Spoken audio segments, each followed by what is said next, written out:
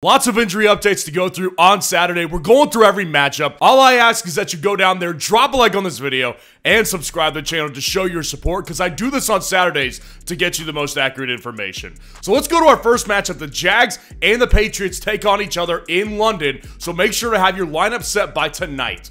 And I think Brian Thomas Jr. is a must-start. I've gotten a lot of questions about this one over the week, and I say, listen, Brian Thomas Jr. dropped a touchdown pass last week. Like, if he didn't drop that, we wouldn't really be talking about him as closely. The bottom line is, this should be a pretty good matchup. The Jags have spent 2 weeks in London. I think he's got the advantage here over this New England Patriots secondary. I'm playing Brian Thomas Jr. 99% of the time in matchups this week. Demario Douglas is a top-end flex option. I called him a must-start. In my most recent videos that I've started creating, the must-start videos that I have a lot of conviction on, Demario Douglas is one of those players. And listen, with Demario Douglas, this matchup doesn't get better. It literally does not get better. The Jags defense is dead last versus wide receivers in fantasy football, and they're a disgrace. The Jags defense doesn't know what they're doing. Their head coach doesn't know what he's doing. They're already banged up with injuries. Demario Douglas is a good play, and Christian Kirk is more of a load-up mid and flex option. Unless he's getting a bunch of targets, it's not going to fulfill itself. So in a full PPR format, I can see myself playing Christian Kirk, but not over Demario Douglas this week. I'm telling you guys, that is a very good start. Gabe Davis, I'm sitting him. He just doesn't provide me much upside on a week-to-week basis, and Jalen Polk is not the wide receiver one in New England. It is Demario Douglas. The Detroit Lions at the Minnesota Vikings is our next matchup here. Justin Jefferson, fire him up. There's no reason to talk about it. Amon-Ra St. Brown, fire him up too. The only thing I'll say about Amon-Ra St. Brown is I do think this is a lower week for him. I think him and Jared Goff are probably going to struggle in this game to get a lot of things going, so it's just worth noting, although, would I ever tell you to sit Amon-Ra St. Brown? Of course not. You play him because he's a great player, and he has the capability of giving you 20 points. You don't sit Amon-Ra St. Brown. Jordan Addison moved up my rankings throughout the week above Jameson Williams, but I gotta tell you, I like both of these guys as a flex play.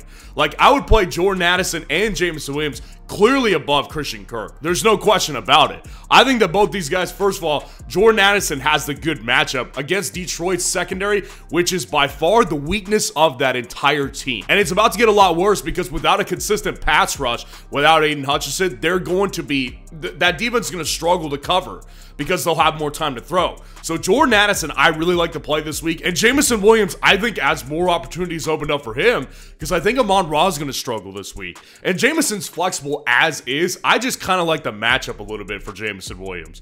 The Tennessee Titans at the Buffalo Bills is our next matchup this week. And there's not a must start in here. Amari Cooper is definitely high-end play. Like, I would definitely play Amari Cooper.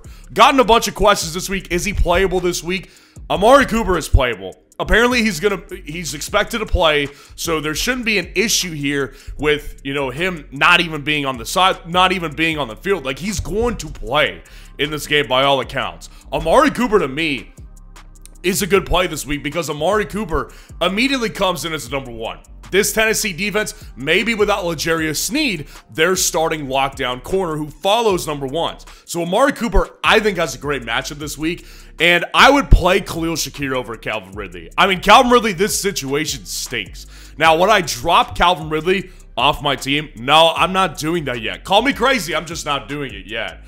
Calvin Ridley, I do think there will be more of a concerted effort to get him the ball this week because he made a big stink about it over the week. So I do think there's more of a concerted effort this week for Calvin Ridley to get the ball, but I just ultimately don't trust his quarterback to deliver it to him very much. So I'm going to go with Khalil Shakir over Calvin Ridley because I still do think Shakir will be involved, even though Amari Cooper is coming in to take wide receiver one duties. And at this point, I think Keon Coleman's droppable, but I would say keep an eye on him. You definitely can't play him right now because I do think there's a possibility he's the wide receiver 4 behind Matt Collins. So now, I don't know if that's going to happen. Just wait and see what Keon Coleman's role is going to be.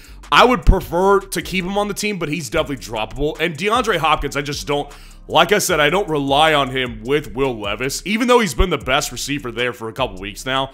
I'm just not excited to play DeAndre Hopkins personally, so I'm going to sit him. The Miami Dolphins at the Indianapolis Colts. No must starts. I mean, listen, I've been saying it for weeks now. If I can find someone to play over Tyreek Hill, I'll do it. I would play Amari over Tyreek Hill. I would play, you know, Jameson Williams and Jordan Addison I would play Demario Douglas over Tyreek Hill. Like, honestly, I'm so low on Tyreek Hill. Wake me up when Tua is back. He's the best of the bunch because Indianapolis has Anthony Richardson starting for them this week, but that doesn't mean that they're all of a sudden, like, going to be great. Tyreek Hill is still completely dependent on a big play happening for him, and it's like 20%, 80% that it will or won't happen. Like, it's just so low likelihood and probability that a big play happens with Tyler Huntley under center.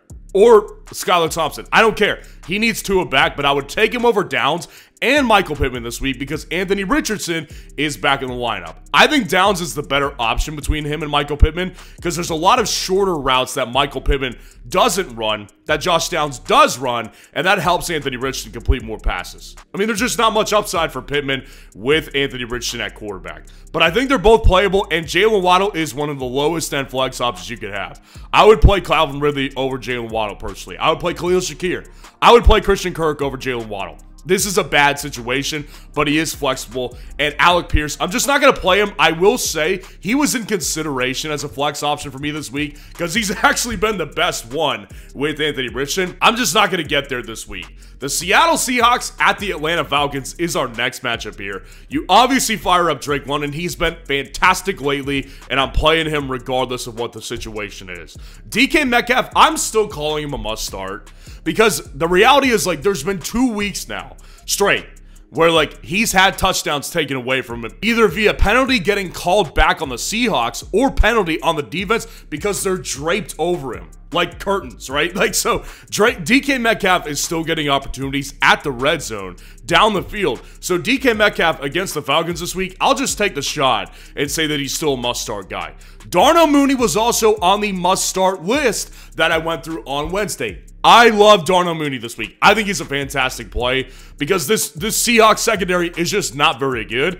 And I think that Kirk and company is just going to march down the field on the Seahawks defense. I think it's a high-scoring matchup. I think that both teams have a lot of success throwing the ball, which is why I like Jack Smith-Njigba and Tyler Lockett. I just don't like them quite as much as Darnell Mooney these days. And Ray McCloud, I would say just sit him this week. Like, he's just the number 3 option. And most weeks, he's not going to, like, provide real fantasy upside, but I do think potentially Ross Perot, especially in a deeper league. Houston Texans at the Green Bay Packers this week. Jayden Reed, must start for me. It's interesting, like, it doesn't seem that people are on the board with Jayden Reed always being a lock start. This is Deebo Samuel Jr. to me. I mean, he's fantastic, and you ride out the highs and lows because you know the upside he can give you. In this high of a scoring matchup, which Vegas expects a lot of scoring, I expect a lot of points, I'm definitely not sitting Jayden Reed. And Stephon Diggs definitely doesn't go on your bench right now either. I mean, Stephon Diggs, even with Nico, doesn't belong on your bench, but especially without Nico, we've seen the importance of the offense. It's 100% there. Stephon Diggs doesn't go on your bench. Tank Dell is the best flex option of the bunch. Although I do like Romeo Doubs. Like, I think Doubs is actually a pretty decent play this week with a questionable Dontavian Wicks. And again, Romeo Doubs, if you look at the deeper numbers, like, he's running a lot of routes. And over the years, like, he's gotten end zone opportunities. So last week, he obviously has the big game. I think it's more likely to happen than Christian Watson. I mean, Christian Watson, I have no problem with having him as my lowest ranked flex this week. Last week I felt bad because I told a lot of people to sit Christian Watson, and obviously he went off.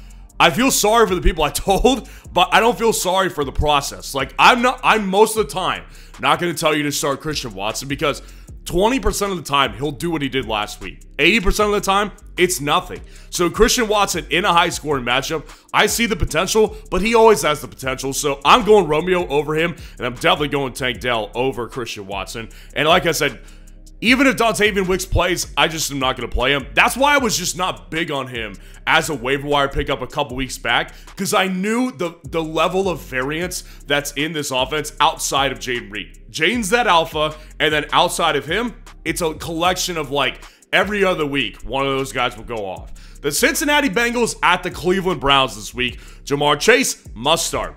T. Higgins, high-end flex option for sure. Now, the one thing that I'll caution with people is that the Cleveland Browns have kind of had Joe Burrow's number over the years. Joe Burrow is 1-5 against the Cleveland Browns. You know, it's a problem. It's a problem for sure. So I do prefer, of course, T. Higgins over Jerry Jeudy. Jerry Jeudy, the wide receiver one now with Amari Cooper gone. It makes him flexible, but it doesn't make me want to play him.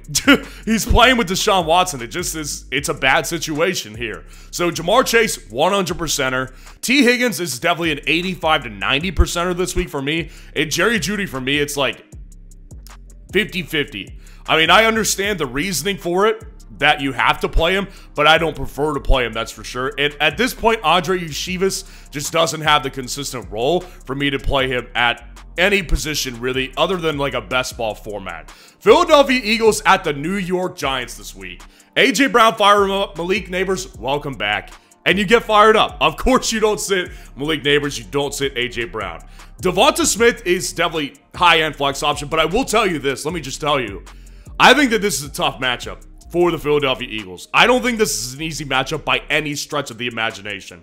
The Giants defense is not a slouch. They've been very, very tough on opponents, and they did work against T. Higgins and Jamar Chase last week. They made it tough. But obviously, Devonta Smith is 90% of the time going to go in your lineup here. So Devonta Smith, I have him over Wan'Dale, but Wan'Dale at this point, upper tier flex option, especially in a full PPR league. If you're in a half PPR league, I would say, like, you know, I would prefer somebody along the lines of Jordan Addison or Jameson Williams this week over Wan'Dale, but Wan'Dale Robinson with Malik Neighbors back definitely did better than I thought he would without Malik Neighbors, but with him back, I do have a lot of comfort knowing that Wan'Dale Robinson, all of his targets are legit, and they're all at the line of scrimmage. So in a PPR league, it makes me excited to play him. And at this point, with Malik Neighbors back, the downfield play of Darius Slayton just isn't very necessary anymore. So I'm going to put him on my bench. The Las Vegas Raiders at the Los Angeles Rams this week. This is a mess. This team, both of these teams are a mess.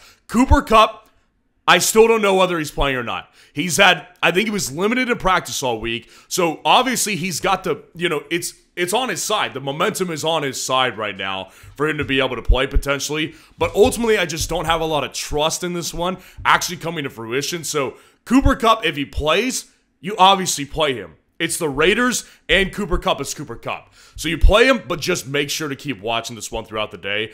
Jordan Whittington is also questionable in this matchup, but in my opinion, the second best playable option here. Tutu Atwell is definitely a guy that I think is going to maintain involvement in this offense.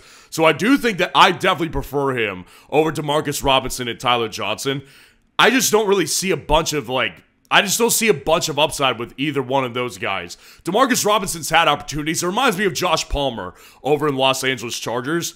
He's had opportunities. He's just not that good. So Demarcus Robinson, I prefer Tutu Atwell over him, and I prefer Jordan Whittington over him as well. Tyler Johnson's a no, and I'm not starting a Raiders wide receiver. There's no upside over there. I mean, honestly, like this, Aiden O'Connell, Gardner Minshew, they're both not very good. And without Jacoby Myers again this week, I just don't trust Trey Tucker or DJ Turner in this matchup. The Carolina Panthers at the Washington Commanders. This is a fantasy happy game. I'm very excited to watch this one just from a fantasy football perspective because I think there's going to be the potential for a lot of points is really high.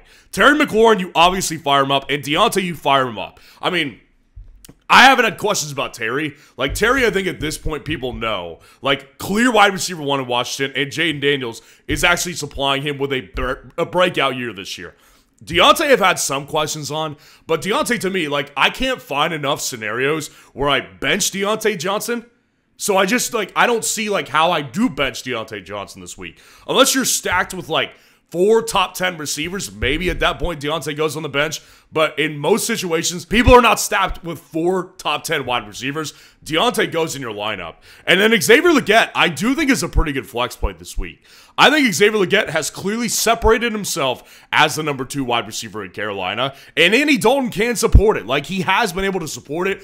Up to this point, Legette has been more of a touchdown play. But in this matchup against the Commanders defense, I think that there's going to be downfield opportunities for Andy Dalton to be able to capitalize on with Xavier Legette. So I like Xavier Legette this week, to be honest with you. Would I play him over Tank Dell? Probably not. Would I play him over T. Higgins? Probably not. Would I play him over Jerry Jeudy? 100% yes.